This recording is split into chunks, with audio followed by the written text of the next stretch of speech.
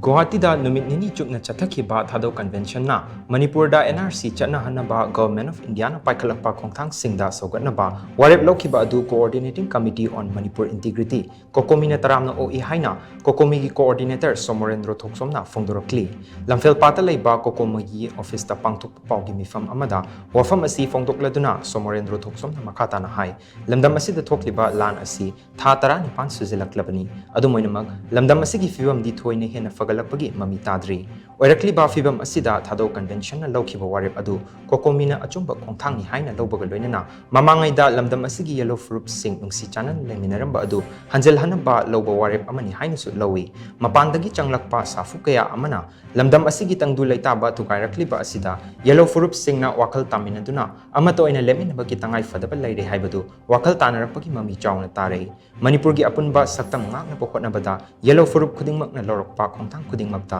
Cocomi na matam chuppada mating pangnaba sem saduna lairi aikoi khudingmak ingna chikna punna hingminabaga loinana idea of Manipur gi mayokta thabak tokdanaba honaminasi amaromda lengakna changsileba war on drugs campaign da mapung fana support dongnaba warep ama Thadou Convention Loukhiba warep asisu lamdam asi mayai kaba chinjaki ipaktagi kannaba lorokpa Khongthang amani lamdam asida lairiba na sing asigi chada kunthradagi nimfu fawbagi changdi mayai kaba chinjakta laichu duna leiba maramna lamdam asi kannabagidama mayai kaba chinjaki mayokta lokhalakliba Khongthang sing asida aikoi khudingmakna sogatpagi tangai fadaba lei masina apunba Manipur amadi tangdu leitaba lamdam ama saganaba honabada chawna mateng pangladoribani nakalamaromda Manipur yauna awang nongpoki state singdagi lam khara lauraga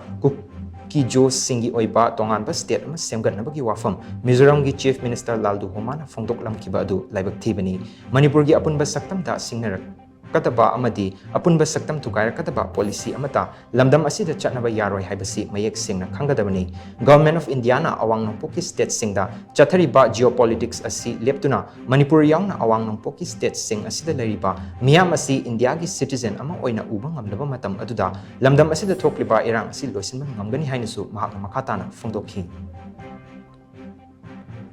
Manipur khunda miniriba kurukha mari manga sina koi nungsi chanana hingna budamta lokhalakpa Khongthang khudingmakta abadi ngasi Thadou lokhaliba Khongthang sichu akoi Cocomi saitagi pangwai mating pangjagani adu sumai tawduna akoi wakhan taminarak paitare wakhan tarakpa tongan community su wakhan taraga koi amatta oina akoi gi Manipur da khundariba citizen ji amatani akoi amakhaktani haibasi NRC haibasi Manipur da leiba matamda chanaba NRC chanabagi niyam hargadi koi gi any individual Manipur da koina bejiam thamaga haiba bejiar duda samna have 1951 ki mamang da lambe any individual ama adu matung da lakpor magdi amabu ro koi leminari ba community kuthama ase manung da khengna lakpor magdi